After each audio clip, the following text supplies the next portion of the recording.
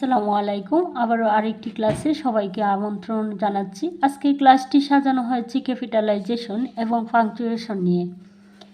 Class 2 থেকে 10 পর্যন্ত প্রতিটা স্টুডেন্টেরই ক্যাপিটালাইজেশন এবং পাংচুয়েশন আছে। এই ক্যাপিটালাইজেশন এবং পাংচুয়েশন বিষয়টা নিয়ে আমরা একটু আতঙ্কে থাকি যে কোন জায়গায় কমা বলবে, কোন জায়গায় দাড়ি, কোন জায়গায় এক্সক্লামেশন চিহ্ন, কোন জায়গায় কি বলবে। আজকের ক্লাসটি দেখার পর আমি আশা করি কারো কোনো প্রবলেম থাকবে না। ক্যাপিটালাইজেশন পাংচুয়েশন তোমরা নিজেরাই বলবা যে এত সহজ বিষয়টি। আসো, সর্বপ্রথম আমাদের ক্যাপিটালাইজেশন এবং পাংচুয়েশন করতে গেলে যে জিনিসটা মাথায় রাখতে হবে সেটা হচ্ছে আমরা সেন্টেন্স চিনি কিনা, জানি কিনা। তোদের সেন্টেন্স তো তোমরা বলতে পারো যে আমরা তো ফার্স্টই সেন্টেন্স পারি না, কীভাবে চিনবো। একটু ধৈর্য ধরে ক্লাসটি দেখো, তাহলে তোমরাও বুঝে যাবা যে কোন সেন্টেন্সটি কেমন। দেখো, আমাদের সর্বপ্রথমে ক্যাপিটালাইজেশন এবং পাংচুয়েশন করতে গেলে ক্যাপিটালাইজের বেলায় আমাদেরকে কি করতে হবে, সর্বপ্রথম এই যে সেন্টেন্সগুলো আছে অ্যাসার্টিভ, ইন্টারোগেটিভ, ইম্পারেটিভ এবং অপটেটিভ, এই সেন্টেন্সের সম্পর্কে ধারণা থাকতে হবে কোন সেন্টেন্সটি কেমন, কোন সেন্টেন্সটি অ্যাসার্টিভ, কোন সেন্টেন্সটি ইম্পারেটিভ, অপটেটিভ, এগুলা চিনতে হবে। তবেই তো আমরা চিহ্নটা বসাবো। দেখো, আমি বলে দিচ্ছি, অ্যাসার্টিভ সেন্টেন্সের পরে ফুল স্টপ থাকবে, ইন্টারোগেটিভ সেন্টেন্সের পরে প্রশ্নবোধক চিহ্ন থাকবে।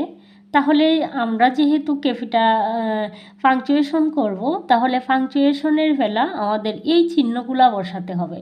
যদি দেখি ইন্টারোগেটিভ সেন্টেন্স, তাহলে আমাদের কি করতে হবে, প্রশ্নবোধক চিহ্নটা বসাতে হবে। ইম্পারেটিভ হলে এই ফুল স্টপ, ঠিক আছে। অপটেটিভের বেলাও ফুল স্টপ, তিনটার বেলা আমাদের হবে ফুল স্টপ। অ্যাসার্টিভ, ইম্পারেটিভ এবং অপটেটিভ, তিনটা সেন্টেন্সে আমরা বসাবো ফুল স্টপ। আর ইন্টারোগেটিভ সেন্টেন্সে আমরা বসাবো প্রশ্নবোধক চিহ্ন, এক্সক্লামেটরি সেন্টেন্সে বসাবো এক্সক্লামেশন চিহ্ন।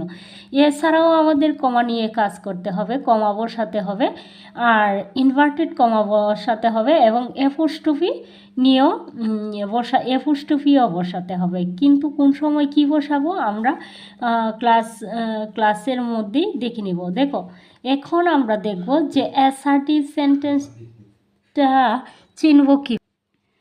দেখো, অ্যাসার্টিভ সেন্টেন্সটি আমরা চিনব কীভাবে। অ্যাসার্টিভ সেন্টেন্স চেনার উপায় হচ্ছে বাক্যে একটি সাবজেক্ট থাকবে, একটি মাত্র সাবজেক্ট থাকবে এবং অ্যাসার্টিভ সেন্টেন্সটি সাবজেক্ট দিয়ে শুরু হবে। আমি উদাহরণ দেখিয়ে দিচ্ছি। একটি সাবজেক্ট থাকবে এবং একটি ভার্ব থাকবে এবং লাস্টে ফুল স্টপ থাকবে। আমাদেরকে তো ফুল স্টপ দিতে হবে, তাহলে তো তোমরা বলবা যে ফুল স্টপ তো আমরা পাবো না। তাহলে আমরা কিভাবে চিনব, যে সেন্টেন্সের শুরুতে সাবজেক্ট থাকবে সেটা হচ্ছে অ্যাসার্টিভ সেন্টেন্স, আর বাকি একটি ভার্ব থাকবে। এবার আমরা অ্যাসার্টিভ সেন্টেন্সটা একটু দেখে নিই। আচ্ছা, তাহলে আমরা অ্যাসার্টিভ সেন্টেন্সটি চিনব কীভাবে। বাক্যে আমি বলছি একটি মাত্র সাবজেক্ট থাকবে। তাহলে দেখো, এইখানে আমি ফুল স্টপটা দিয়ে নিলাম, তোমরা তো ফুল স্টপ পাবা না। তাহলে দেখো, শুরুতে কি আছে, সাবজেক্ট, আই হচ্ছে সাবজেক্ট। তাহলে আই আছে, সেজন্য আমি বুঝতে পারছি আই দ্বারা যেহেতু শুরু হয়েছে। দেখো, এটা কিন্তু আইটা হচ্ছে প্রনাউন। তোমরা যে কোনো নাউন প্রনাউনের আগে তোমাদের কি ফুল স্টপ দিতে হবে, আমি এই বিষয়টা পরবর্তীতে বলবো। দেখো, তাহলে আমি কি পেয়েছি, আই পেয়েছি। আইটা কি, সাবজেক্ট। আর তোমরা বলতে পারো সাবজেক্টটি চিনব কীভাবে। বাক্যে যে বা যাকে নিয়ে প্রশ্ন করা হলে কি বা কাকে দিয়ে, যদি কি, কাকে, কখন দিয়ে যাকে উদ্দেশ্য করে প্রশ্ন করা হয়, বাক্যে যে কর্তা যাকে উদ্দেশ্য করে প্রশ্ন করা হয় সেটাই হচ্ছে সাবজেক্ট। যেমন আমি ফ্যানটাকে উদ্দেশ্য করে বললাম ফ্যানটি, কলমটি ভালো, তাহলে এইখানে সাবজেক্টটি কী হবে, কলম। তাহলে এইখানে দেখবা তোমরা এইখানে বলা আছে আই গো টু স্কুল, তাহলে কে যাচ্ছে স্কুলে, তাহলে আমি যাচ্ছি। তাহলে এইখানে সাবজেক্টটা কে, আই। আর দেখো, তোমাদেরকে বলছিলাম যে সাবজেক্টের পরে একটি মাত্র ভার্ব থাকবে। তাহলে এই সেন্টেন্সে দেখো, আমরা প্রচুর কোনো ভার্ব পাইনি, অক্সিলারিও কোনো ভার্ব নাই। তাহলে এই একটি মাত্র ভার্ব পেয়েছি, সুতরাং এটি হচ্ছে অ্যাসার্টিভ সেন্টেন্স। এর শেষে কী বসাতে হবে, ফুল স্টপ বসাতে হবে। আমরা দেখব এবার ইন্টারোগেটিভ সেন্টেন্স কীভাবে চেনা যায়। দেখো ইন্টারোগেটিভ সেন্টেন্স আমরা চিনব কীভাবে, যে সেন্টেন্সটি অক্সিলারি ভার্ব অথবা মডেল অক্সিলারি ভার্ব, এইখানে অক্সিলারি ভার্ব দেওয়া আছে কিছু, modal auxiliary verb can, could, may, might, shall, should অথবা WH কোয়েকশন দ্বারা শুরু হবে, সেটা হচ্ছে ইন্টারোগেটিভ সেন্টেন্স। এই জায়গাগুলো তোমাদের মুখস্থ করতে হবে যে আমরা ইন্টারোগেটিভ যে সেন্টেন্সের শুরুতে আমরা অক্সিলারি ভার্ব অথবা মডেল অক্সিলারি ভার্ব অথবা WH কোয়েকশন পাবো, আমরা তখনই বুঝে যাব যে এই সেন্টেন্সটি শুরু হয়েছে ভার্ব দ্বারা আর অথবা WH কোয়েকশন দ্বারা, তাহলে সেই সেন্টেন্সটি হচ্ছে ইন্টারোগেটিভ সেন্টেন্স। আর তার শেষে আমাকে প্রশ্নবোধক চিহ্ন বসাতে হবে। তাহলে আমরা কি করব, প্রশ্নবোধক চিহ্ন বসাবো বাক্যের শেষে। এবার আমরা দেখব ইন্টারোগেটিভ সেন্টেন্সের গঠন। দেখো তোমাদের তো পাংচুয়েশনের মধ্যে প্রশ্নবোধক চিহ্নটা দেয়া থাকবে না, তোমাদের দিতে হবে। দেখো এই সেন্টেন্সটি হোয়াট দ্বারা শুরু হয়েছে, সুতরাং হোয়াট আর ইউ ডুইং, সুতরাং এই সেন্টেন্সটি হচ্ছে ইন্টারোগেটিভ সেন্টেন্স। এর শেষে আমাকে কি করতে হবে, প্রশ্নবোধক চিহ্ন দিতে হবে। তোমরা বলতে পারো যে আমাদের তো প্যারাগ্রাফ আকারে আসবে, কখন আমরা এই প্রশ্নবোধক চিহ্ন দিব, কখন ফুল স্টপ দিব, কোন জায়গায় বাক্য শেষ হবে আমরা তো বুঝবো না, তার জন্যও তোমাদের ব্যবস্থা আছে, অবশ্যই আমি তোমাদের বলে দিব এবং প্যারাগ্রাফ আকারেও তোমাদের করিয়ে দেখাবো। এবার হচ্ছে ইমপারেটিভ সেন্টেন্স। আমরা জানি ইমপারেটিভ সেন্টেন্সেও কী থাকে, ফুল স্টপ বসাতে হবে। তাহলে ইমপারেটিভ সেন্টেন্সটা বুঝবো কীভাবে, ইমপারেটিভ চিনার উপায় হচ্ছে বাক্যে সাবজেক্ট উল্লেখ থাকবে না, বাক্যে কী থাকবে না, সাবজেক্ট উল্লেখ থাকবে না, কিন্তু সাবজেক্ট অবজেক্ট আকারে থাকবে, ঠিক আছে। আর শেষে ফুল স্টপ থাকবে, আমাদের তো ফুল স্টপ থাকবে না, তাহলে কি থাকবে, এর গঠনটা থাকবে এই প্রকারের, ভার্ব থাকবে তারপরে অবজেক্ট থাকবে, ঠিক আছে। ইমপারেটিভ সেন্টেন্সের ভার্ব থাকবে তারপরে অবজেক্ট থাকবে। এইখানে একটা উদাহরণ দেওয়া আছে, তোমরা নিচের বিষয়গুলো দেখবে না, জাস্ট এই উদাহরণটা দেখো। এইখানে আমি তোমাদের যে জিনিসটা করছিলাম সেটা হচ্ছে রিঅ্যারেঞ্জ, এর মধ্য থেকে আমি একটা উদাহরণ দিয়ে দিচ্ছি। ওপেন দ্য ডোর, তাহলে কি হয়েছে, এইখানে দ্য ডোর হচ্ছে অবজেক্ট আর ওপেনটা হচ্ছে ভার্ব, তাহলে ভার্ব আর অবজেক্ট, সুতরাং আমি এটা কি বুঝতে পারছি, এটা একটা ইম্পারেটিভ সেন্টেন্স। তাহলে বাক্যের শেষে কি বসাতে হবে, ফুল স্টপ বসাতে হবে। এবার আসো অবজেক্টিভ সেন্টেন্সে। অবজেক্টিভ সেন্টেন্সের চেনার উপায় হচ্ছে, অবজেক্টিভ সেন্টেন্সটা মে এবং উড দ্যাট দ্বারা শুরু হবে। লং লিভ উল্লেখ থাকবে, লং লিভও থাকবে, উল্লেখ থাকতে পারে, এবং লাস্টে আমাদেরকে কি বসাতে হবে, তাহলে ফুল স্টপ। অবজেক্টিভ সেন্টেন্সে ফুল স্টপ, ইম্পারেটিভ সেন্টেন্সে ফুল স্টপ, অ্যাসার্টিভ সেন্টেন্সে ফুল স্টপ। সুতরাং যে সেন্টেন্সটি মে অথবা উড দ্যাট দ্বারা শুরু হবে সেই সেন্টেন্সটি আমার হবে অবজেক্টিভ সেন্টেন্স। তাহলে তার শেষে কী বসাবো, আমি ফুল স্টপ বসাবো। আসো দেখো এইখানে মে ইউ লিভ লং, তাহলে এই সেন্টেন্সটি কি মে দ্বারা শুরু হয়েছে, সুতরাং আমরা কি করব, ফুল স্টপ বসাবো, ঠিক আছে। বাক্যের শেষে কি করলাম, ফুল স্টপ বসিয়ে দিলাম। দেখো আমি শুধু ফাংচুয়েশনটা দেখাচ্ছি, সব দেখাইতেছি না, জাস্ট সেন্টেন্সটির সাথে পরিচিত হচ্ছি। এখনও কিন্তু আমরা মানে ডিটেলস যাইনি যে কোন জায়গায় কি বসাবো। তোমাদের শুধু সেন্টেন্সটি কিভাবে তোমরা চিনবা সেটা বোঝানোর জন্য এখানে আসছি। দেখো মে দ্বারা শুরু হয়েছে, সুতরাং এটি হচ্ছে objective sentence. May you live long, তাহলে বাক্যের শেষে আমাকে কি বসাতে হবে, ফুল স্টপ। এবার হচ্ছে এক্সক্লামেটরি সেন্টেন্স। এক্সক্লামেটরি সেন্টেন্স চিনার উপায় হচ্ছে হোয়াট, হাউ, আলাস, ও, হার্স, হার্ক, হুররে থাকলে শেষে এক্সক্লামেশন চিহ্ন বসাতে হবে। এই এক্সক্লামেশন চিহ্নটি থাকবে এবং বাক্যের সবশেষে, এক্সক্লামেটরি সেন্টেন্সের সবশেষে অক্সিলারি ভার্ব থাকবে, ঠিক আছে। যেমন ধরো এই দেখো তোমরা হোয়াট দ্বারা শুরু হয়েছে, তোমাদেরকে বলছিলাম হোয়াট, হাউ, আলাস, হুররে, এগুলা দ্বারা মানে যদি থাকে সেন্টেন্সটিতে, তাহলে বুঝে নিবা যে যদি শুরু হয়, শুরুটা যদি তা দ্বারা হয়, তাহলে তোমরা বুঝে নিবা যে এক্সক্লামেটরি সেন্টেন্স। তুমি বলতে পারো হোয়াট দ্বারা এই সেন্টেন্সটি শুরু হয়েছে, তাহলে ইন্টারোগেটিভ সেন্টেন্সও তো হোয়াট দ্বারা শুরু হয়। দেখো ইন্টারোগেটিভ সেন্টেন্সের কিন্তু লাস্টে ভার্ব থাকে না, অক্সিলারি ভার্ব থাকে না। তাহলে তুমি এইখানে হোয়াট পেয়েছো, এখানে অক্সিলারি ভার্ব পেয়েছো, সুতরাং এটি হচ্ছে এক্সক্লামেটরি সেন্টেন্স। তার শেষে আমাকে কি করতে হবে, এক্সক্লামেশন চিহ্নটা বসাতে হবে। দেখো বাক্য এছাড়াও আমরা তিনটা সেন্টেন্সের শেষে কিন্তু আমরা ফুল স্টপ বসাবো। ঠিক আছে, আমরা বুঝে গেলাম যে কোন জায়গায় ফুল স্টপ বসে, আমাদের আর ফুল স্টপ নিয়ে কোনো ঝামেলা নাই। ডব্লিউএস কোয়েকশন ইন্টারোগেটিভ সেন্টেন্সের শেষে আমরা ইন্টারোগেটিভ চিহ্ন বসাবো, এক্সক্লামেটরি সেন্টেন্সের শেষে এক্সক্লামেশন চিহ্ন বসাবো, আমরা এগুলো বুঝে গেলাম।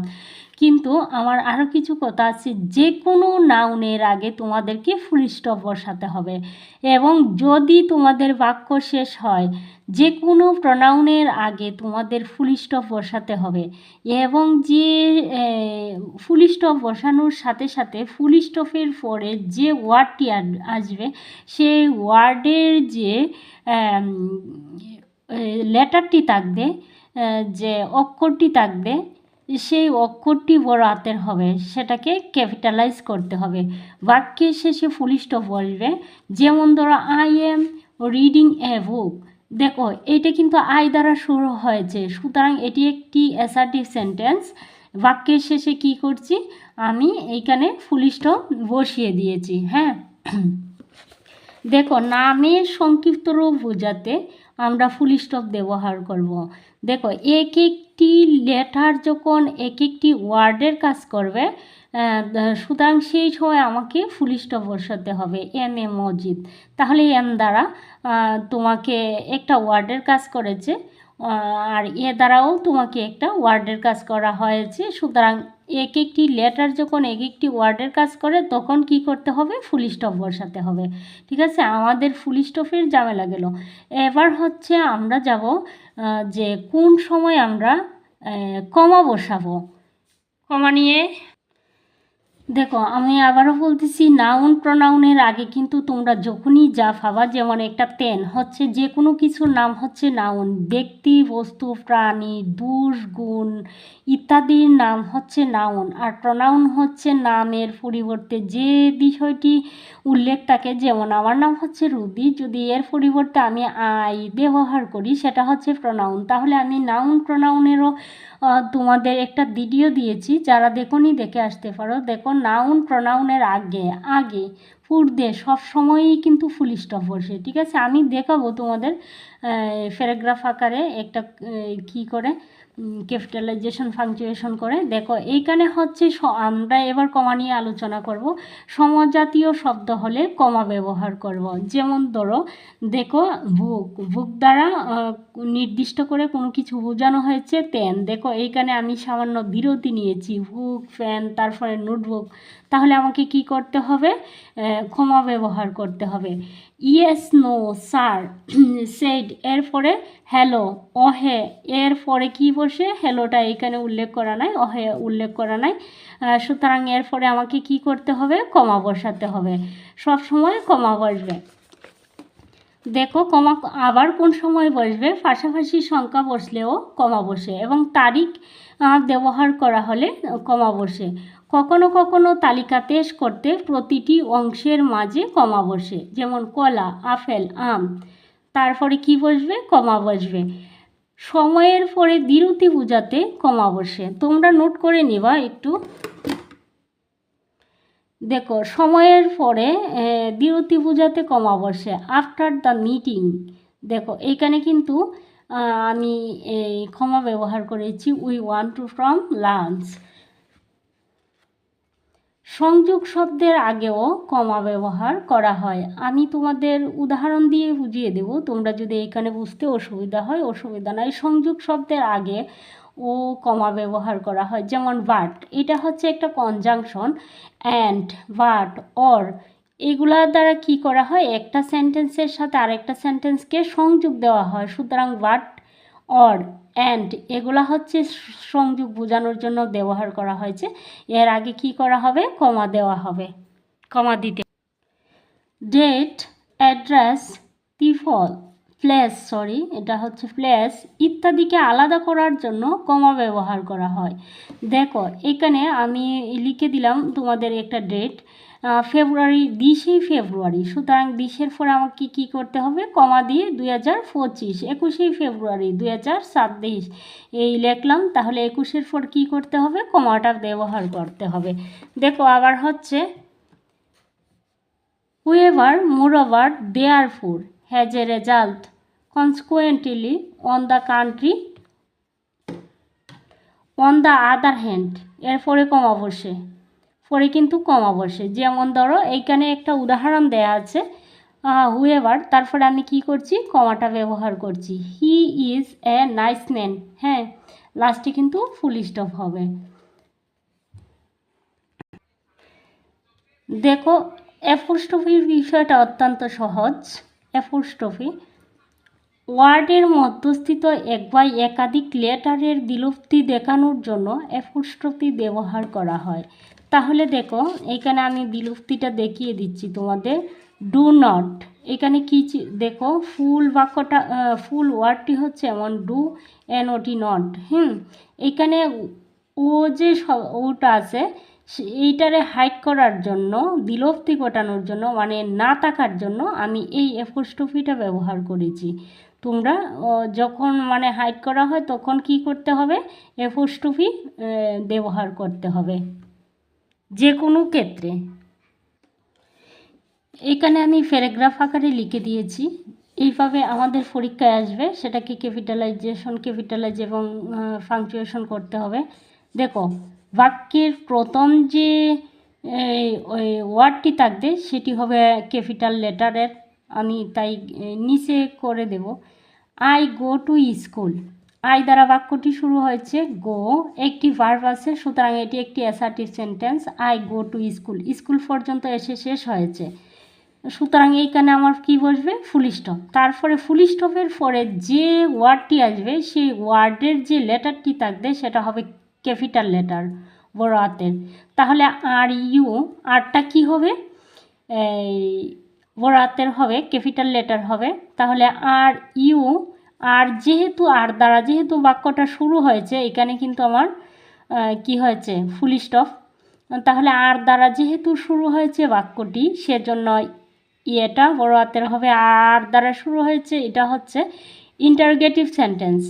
যে কোনো sentence auxiliary verb, modal auxiliary verb এবং ডব্লিউএস কোয়েকশন দ্বারা যদি শুরু হয় সেটা হচ্ছে ইন্টারোগেটিভ সেন্টেন্স। সুতরাং are you going to school, are you going to school, এখানে হবে কি? প্রশ্নবোধক চিহ্ন।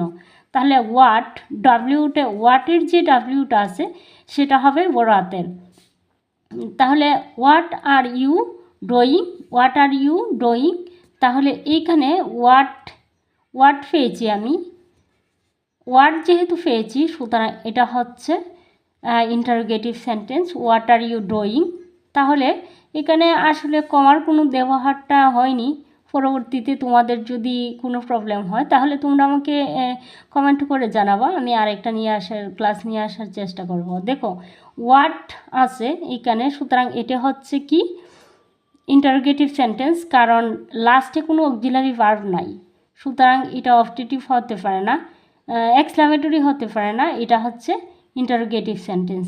তাই ওয়ার্ড দ্বারা শুরু হয়েছে, আমাকে এইখানে এসে হোয়াট আর ইউ ডুইং, এখানে এসে প্রশ্নবোধক চিহ্নটা বসিয়ে ওটা বড় হাতের করতে হবে, কারণ এখানে আমার অলরেডি প্রশ্নবোধক চিহ্ন বসে গেছে। এক্সক্লামেশন চিহ্ন বসানোর পরই যে ওয়ার্ডটি আসবে সেই ওয়ার্ডের প্রথম লেটারটি হবে ক্যাপিটাল লেটার। তাহলে ওপেন পেয়েছি, ওপেন দ্য ডোর। দেখো আমার এই সেন্টেন্সটি কিন্তু একটা ভার্ব দ্বারা শুরু হয়েছে এবং অবজেক্ট দ্বারা শেষ হয়েছে, ওপেন দ্য ডোর। তাহলে বাক্যে আমি কি পেয়েছি? একটা ভার্ব পেয়েছি, ওপেন। তাহলে ওটা বড় হাতের করবো, ওপেন দ্য ডোর। এখানে শেষ হয়েছে, মেয়ে দ্বারা সেন্টেন্সটি শুরু হয়েছে, তাই মেয়ের আগে কি করতে হবে? এইখানে যেহেতু আমি একটা ফুল স্টপ বসিয়ে দিয়েছি, মেটা ক্যাপিটাল লেটার হবে, মে ইউ লিভ লং। তাহলে মে ইউ লিভ লং এইখানে আমাকে ফুল স্টপ বসাতে হবে। হোয়াট এ ফাইন, ওয়াটটা বড় হাতের হবে, ডাব্লিউটা, what a fine, but it is তোমরা বলতে পারো, এটা ইন্টারগেটিভ সেন্টেন্স না, ইজ দ্বারা শেষ হয়েছে অক্সিলারি ভার্ব দ্বারা, সুতরাং এটা হচ্ছে এক্সক্লামেটরি সেন্টেন্স, সেজন্য এইখানে এসে এক্সক্লামেশন চিহ্ন দিতে হবে। দেখো আমি লাস্টে তোমাদের জন্য করে দিয়েছি, তোমরা এটা দেখে নিবা। আর কারো কোনো প্রবলেম হলে তোমরা আমাকে কমেন্ট করে জানাতে পারো, আমি আরেকটা ভিডিও দেওয়ার চেষ্টা করব। সকলের মঙ্গল কামনা করে এখানেই বিদায় নিচ্ছি। সবাই ভালো থাকো, সুস্থ থাকো আর ভালোর সাথে থাকো। আল্লাহ হাফেজ।